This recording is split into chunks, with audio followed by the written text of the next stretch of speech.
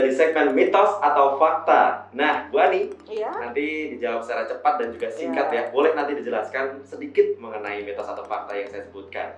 Langsung saja. Iya.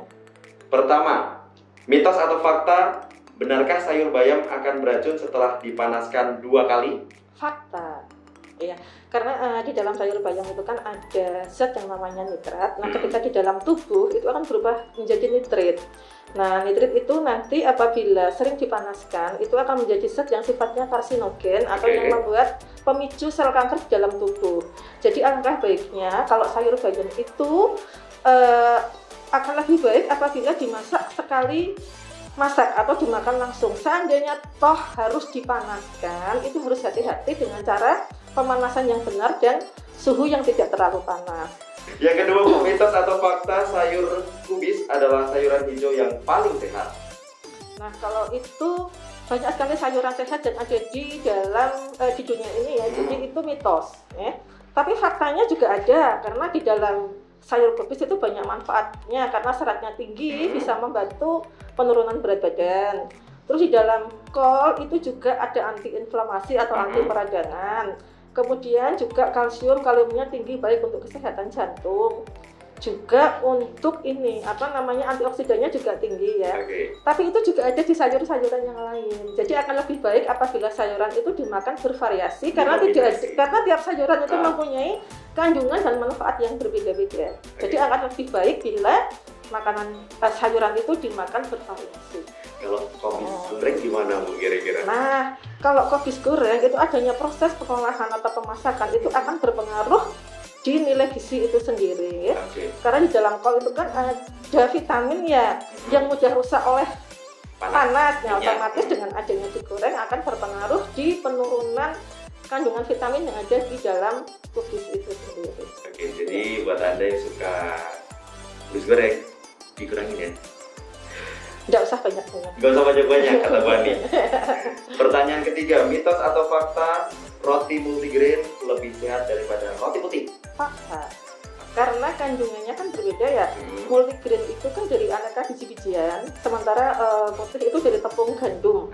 Ya. Nah, sebetulnya dua-duanya itu memberikan manfaat. Kan yang ditanyakan lebih bagus yang mana ya?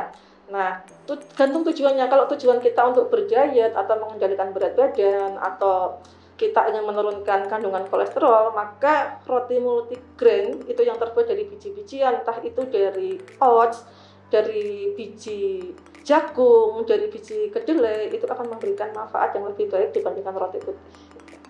Oke, langsung saja.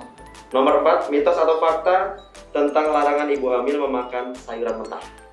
Mitos. Kenapa Bu? Karena di dalam, jadi artinya fakta pun itu juga kita melihat dari si ibu hamil itu sendiri. Misalkan kalau ibu hamilnya itu sehat, dia tidak mempunyai riwayat sakit atau penyakit selama kehamilannya, dan dia bisa betul-betul menjaga kebersihan dari sayuran yang dimakan mentah. Karena memang ada beberapa sayuran itu dimakannya mentah, ya, seperti salad sayur.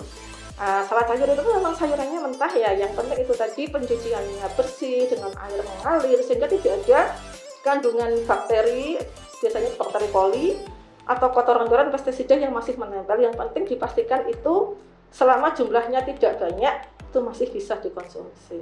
Oke, langsung yang terakhir Bu, mitos atau fakta, benarkah memakan kangkung bisa bikin mengantuk?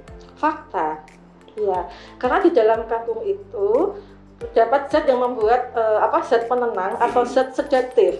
Ya, kalau habis makan kangkung ngantuk itu kita lihat dulu komposisi yang dimakan. Apakah selain kangkung ada makanan yang lain? Kalau selain kangkung itu pas makan siang misalkan ada nasi dan mungkin nasinya lebih banyak, mungkin mengantuknya karena nasinya tidak sekedar dari kangkungnya itu sendiri. Karena efek sedatif atau efek yang menenangkan ini tidak berlaku untuk setiap orang. Ada orang yang memang dia ketika makan kangkung dia juga nggak ngantuk. Jadi memang ini fakta tapi tidak untuk setiap orang. Oke. Ya? Terima kasih Bu Ani. Kita ketemu lagi ya Bu Ani ya di lain kesempatan dan nanya fakta atau mitos.